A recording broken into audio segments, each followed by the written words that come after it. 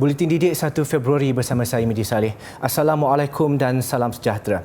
Menteri Pendidikan Fadlina Siddiq menyambut baik usaha Institut Aminuddin Baki IAB Nilai Negeri 9 menganjurkan program membangun Malaysia Madani peranan sektor pendidikan.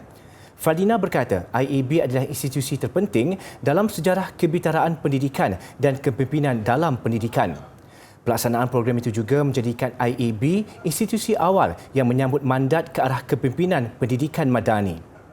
Selain Fadlina, turut mengunjungi IAB ialah Ketua Pengarah Pendidikan Datuk Pakarudin Ghazali dan Timbalan Ketua Pengarah Pendidikan Dr. Ahmad Rafi Cik Kasim.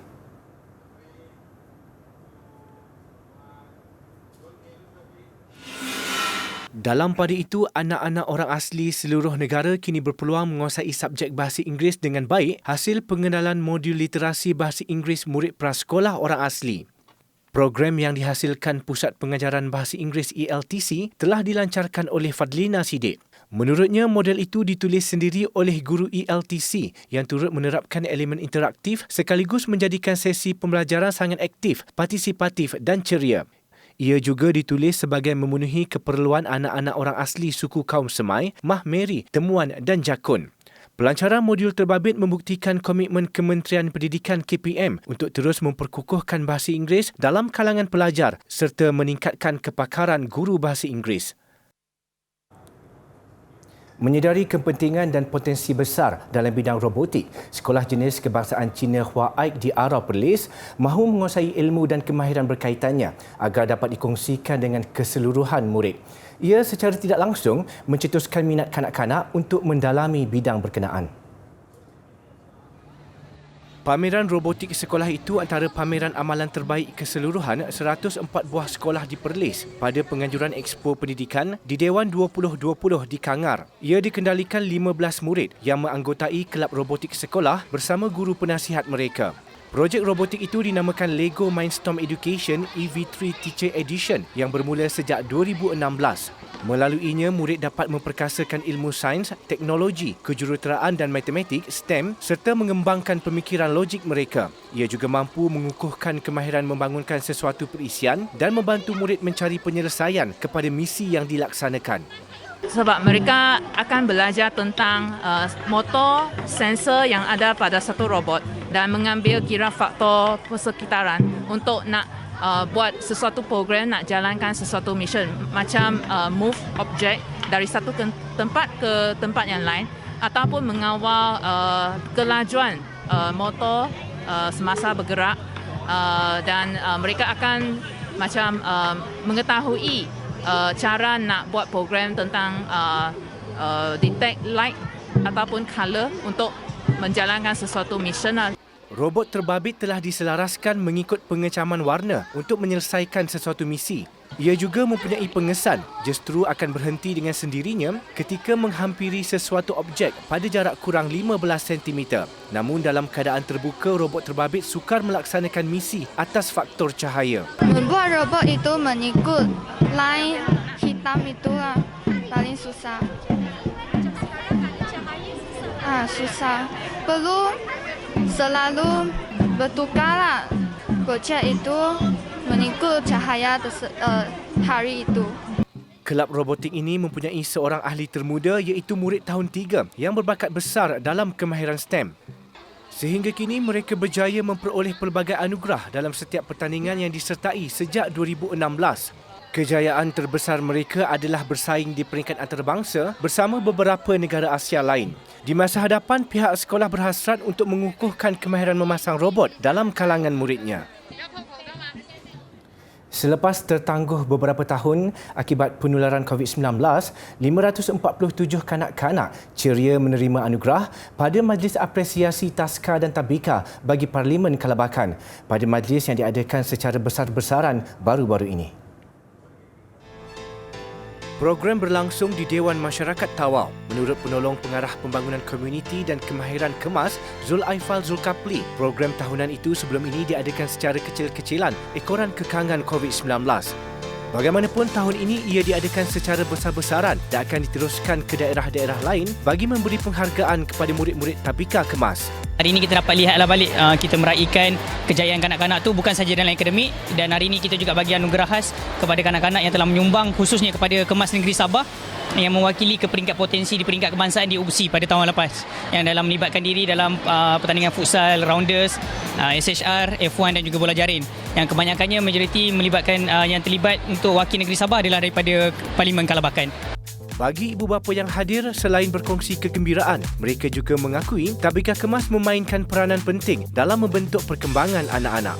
Hari ini kami merasa gembira sebab diraikan, kanak-kanak kami diraikan dalam aspirasi hari ini. Sejujurnya semua anak-anak kami ada 3 orang sudah yang bersekolah Kemas, dan saya memang menyokonglah untuk sekolah di Kemas kerana dia punya pembelajaran yang ada di Kemas ni memang membantu kanak-kanak kita lebih cemerlang. Alhamdulillah sekarang ni daripada kosong sampai pun dia pandai membaca sekarang 3M tu lah. Saya berharap anak saya ni lebih maju ke hadapan lagi lah untuk hingga belajar ke Menara Gading. Kementerian Pembangunan Wanita, Keluarga dan Masyarakat memohon peruntukan khas diberikan pada pembentangan bajet 2023 yang dijadual 24 Februari depan bagi mewujudkan satu sistem bersepadu untuk Jabatan Kebajikan Masyarakat JKM.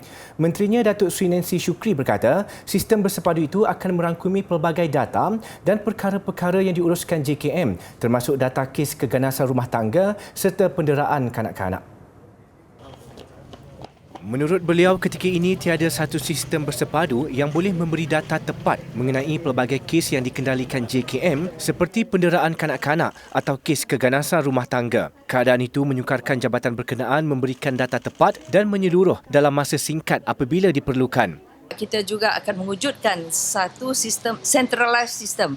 Sekarang ini kalau nak tanya dengan rumah JKM tu, berapa kanak-kanak yang telah didera sini, diorang tak tahu.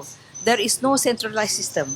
Jadi kita mohon juga peruntukan khas untuk mewujudkan centralized system. Beliau berkata demikian pada sidang media selepas menyerahkan faedah perkeso kepada waris Allahyarhamah Atirah Jaafar di Kampung Pulo, Kuching. Kementerian turut memohon peruntukan untuk menubuhkan Jabatan Kanak-Kanak. Ia bagi membolehkan semua perkara berkaitan kebajikan dan kesejahteraan kanak-kanak dapat diuruskan dengan lebih menyeluruh dan berfokus berbanding sebelum ini yang dilaksanakan secara umum di bawah unit kanak-kanak JKM.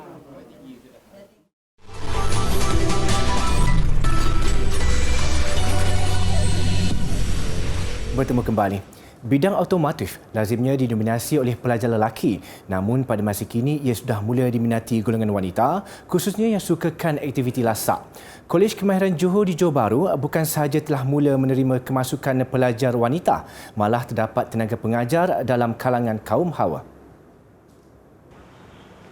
Tenaga pengajar automotif Siti Jariah Arba'in yang berkhidmat di Kolej Kemahiran Johor sejak 9 tahun lalu mengakui walaupun majoriti pelajarnya lelaki, mereka boleh memberi kerjasama dan mengikut arahan. Kita akan layan dia sama level dengan pelajar lelaki. Kalau lelaki buat gearbox auto, pelajar wanita pun akan buat modul yang samalah.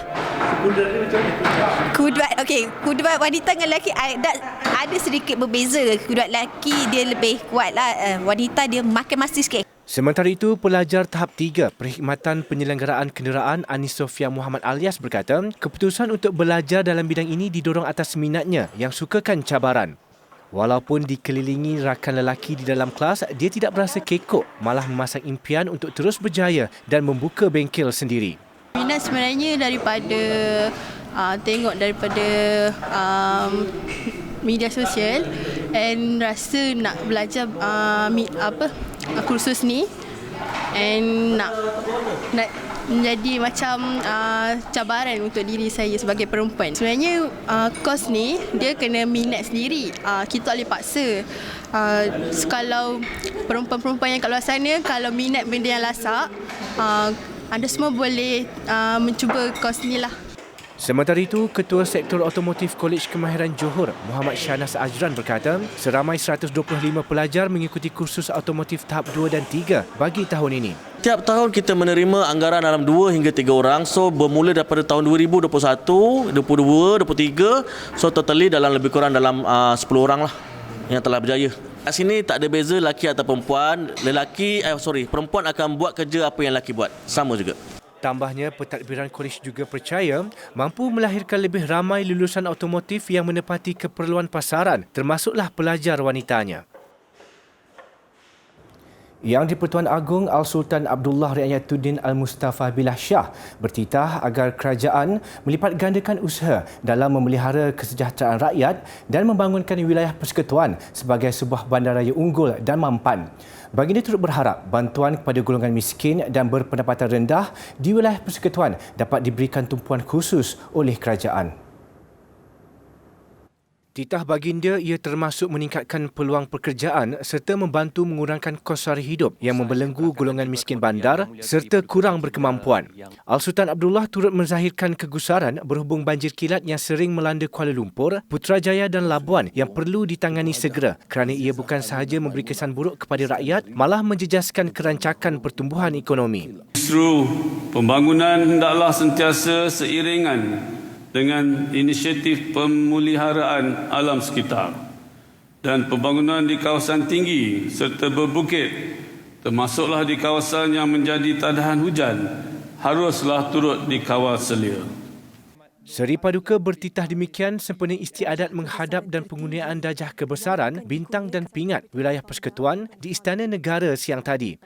Baginda juga menzahirkan penghargaan atas usaha proaktif serta inisiatif Jabatan Wilayah Persekutuan dalam meningkatkan taraf hidup dan meringankan beban warganya melalui pelbagai program bermanfaat.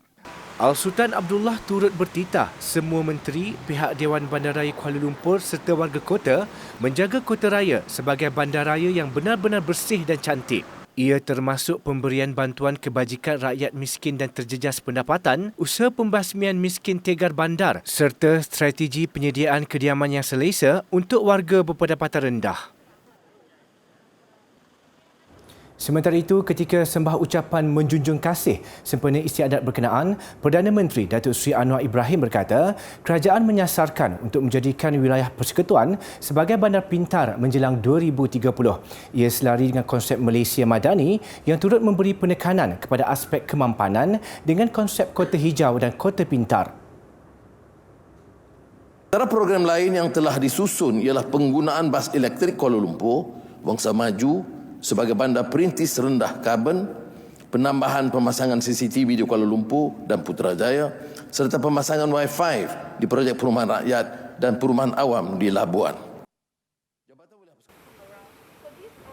Tambah beliau, Jabatan Wilayah Persekutuan turut merangka agenda pembangunan untuk masa depan secara mampan, berdaya huni dan pintar. Selain itu, beliau berkata usaha tebatan banjir akan diteruskan dengan lebih gigih selaras pelan mitigasi banjir yang telah disediakan.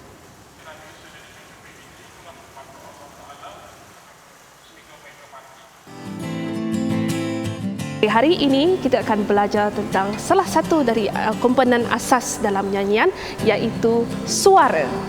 Suara itu adalah sangat penting untuk kita menyanyi. Kalau kita menyanyi dengan ton yang betul, ton yang lunak, sangat cantik, supaya sesebuah persembahan itu lagi bagus. Kalau kita mendapat suara yang bagus, tapi tidak semestinya kita menjadi seorang penyanyi yang hebat jika kita tidak memenuhi semua 5 komponen asas dalam nyanyian. Kita ada terdapat 4 jenis suara, iaitu soprano, alto, tenor dengan bass. Di dalam kumpulan suara perempuan, iaitu soprano untuk suara tinggi, alto untuk suara rendah, tenor untuk suara tinggi bagi lelaki dan bass untuk suara lelaki yang rendah. Cikgu akan bagi contoh bagi suara bagi soprano, alto, tenor dengan bass.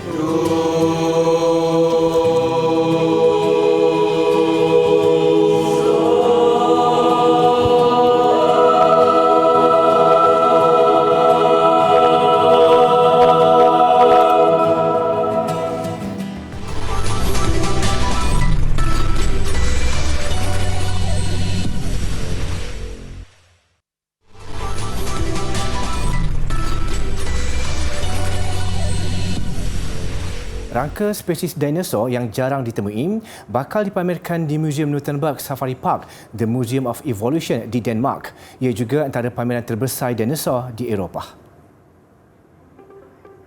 Rangka dinosaur berkenaan dibawa dari Amerika Syarikat menjelang pembukaan rasmi muzium.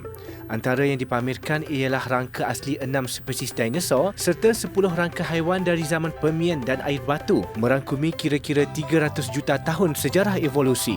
Rangka dinosaur Allosaurus dijangka menjadi tumpuan kerana dikatakan memiliki 95% rangka asli dengan 9 meter panjang dan 3 meter tinggi. Pasukan yang terlibat menghabiskan masa lebih 12,000 jam bagi menghimpunkan rangka dinosaur ini. We have so many amazing animals in the park that we look at every day. And I think if you're interested in animals, then you automatically get excited about dinosaurs as well. I think we've been extremely lucky that some of the best dinosaurs were found exactly at the same time as we were looking for dinosaurs. And that way we could secure the dinosaurs, get them to Denmark, and have what is going to be probably the best dinosaur exhibition in Europe. Pameran akan dibuka kepada umum mulai April depan. Newton Box Safari Park menempatkan lebih 500 haiwan di kawasan seluas 400 hektar, kira-kira 90 minit perjalanan dari ibu negara, Copenhagen.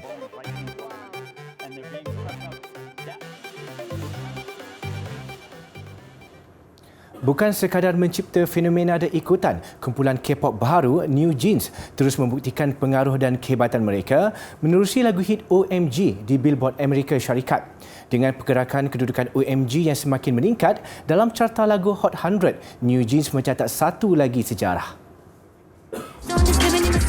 Rekod baru itu menyaksikan New Jeans muncul kumpulan K-pop ketiga dalam sejarah yang berada dalam Hot 100 selama 3 minggu selepas BTS dan Blackpink. Namun Minji, Hani, Hyurin dan Hin memiliki sedikit kelebihan meraih pencapaian itu dalam tempoh terpantas kerana hanya memulakan karier 6 bulan lalu. Seperti BTS dan Blackpink juga, New Jeans kini memiliki lebih daripada satu single dalam carta lagu itu. Satu lagi lagu ialah Ditto yang sudah 6 minggu berada dalam carta. Untuk kategori jualan lagu digital pula, OMG naik semula ke tangga ke-5 minggu ini, manakala Ditto di tangga ke-7. Sementara itu, gabungan 9 anggota Twice menyertai BTS, Blackpink dan New Jeans sebagai kumpulan K-pop dengan lebih daripada satu lagu dalam carta Hot 100 Billboard. Ia menerusi single Inggeris terbaru mereka, Moonlight Sunrise. Dalam perkembangan lain, Twice jadi artis Korea pertama mendapat pengiktirafan Billboard menerusi anugerah Women in Music bulan depan. Anugerah Breakthrough Artist itu pernah dimenangi penyanyi popular seperti Camila Cabello. I guarantee I gotcha.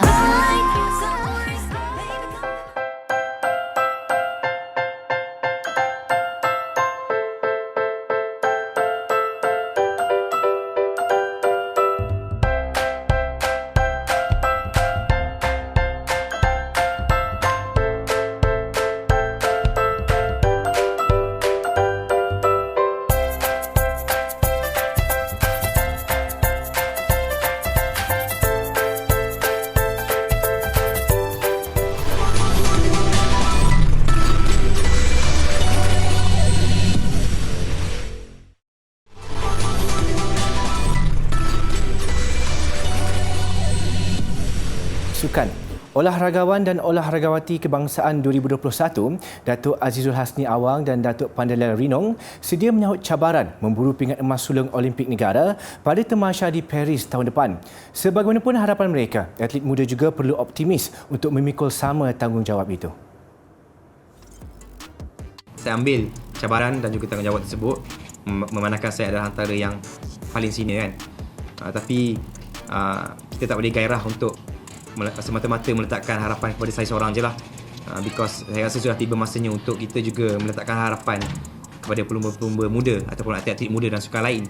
Kerana kalau kita tak ajar mereka untuk menggalas cabaran, sampai bila mereka tidak akan boleh menggalas cabaran besar negara lah. Sebagai senior, saya rasa perlu kuatlah untuk bukan sahaja untuk memberi contoh baik kepada junior, tetapi juga untuk memberi inspirasi dan juga motivasi kepada mereka, sebab bukan selalunya senior akan consistently perform ataupun memberi result. Yang senior pun juga mengharapkan yang junior boleh backup lah macam tu bila yang senior tak perform. Sejak mengambil bahagian dalam Sukan Olimpik bermula 1956, Malaysia masih kempunan pingat emas.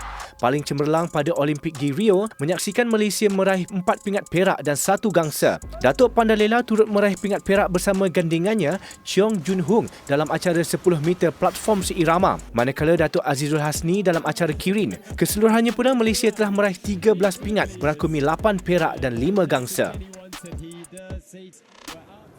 Tanpa kelibat perseorangan utama Lee Zijia, cabaran Malaysia di Masters Thailand kini digalas oleh Eng Ziyong. Memang ini jugalah peluang buat Ziyong melangkah lebih jauh tanpa kehadiran beberapa pemain utama, antaranya pemain nombor 1 dunia Victor Axelsen. Ziyong mara ke pusingan kedua petang tadi selepas menewaskan pemain Brazil. Berdepan pemain tidak ternama dari Brazil, Igor Coelho, Ziyong yang turun selaku pilihan ke-8 terpaksa bekerja keras pada set pertama sebelum menang 21-19. Set kedua, Ziyong mendapat rentak untuk menamatkan permainan 21-10. Pusingan kedua esok, dia dijadual menentang lawan dari Korea Selatan, Ho Kwang Hee. Mengiringinya ke pusingan kedua, Chiam Jun Wei yang mengalahkan pemain tuan rumah, Kantapon Wang Charon. Tugas lebih getir menanti Jun Wei untuk berdepan pilihan keempat dari Hong Kong, Angus Ng Kalong. Setakat lewat petang tadi, turut meneruskan cabaran Malaysia esok, gandingan bergu campuran Chan Peng Sun Shah Yi Si serta bergu lelaki Lau Hang Yi Ng Eng Cheong dan Nur Muhammad Azrin Ayub Lau Juan Shen. Perkembangan bola sepak Piala Jerman. Union Berlin mara ke suku akhir selepas menewaskan Wolfsburg. Ketinggalan seawal minit kelima selepas Luka Vostnic membuka jaringan Wolfsburg. Tumpuan Union nyata tidak terjejas, malah cuba perlu 7 minit berselang untuk menyamakan kedudukan menerusi Robin Knoche. Minit ke-79, giliran Union di depan hasil percubaan Kevin Behrens. Keputusan kekal hingga tamat permainan. Lumba basikal jelajah Saudi. Jonathan Milan dari Bahrain Victorious mengungguli peringkat kedua sejauh 184 km. Jersey hijau pun dahulu keseluruhan bagaimanapun kekal milik pelumba Jayco Al-Ula, Dylan Groenewegen. Pasukan benua negara Terengganu Polygon TSG turut mengambil bahagian. 4 km terakhir menampilkan saingan sengit. Kemenangan Milan membolehkan dia menghampiri kedudukan teratas keseluruhan hanya dipisahkan 6 saat dengan Groenewegen.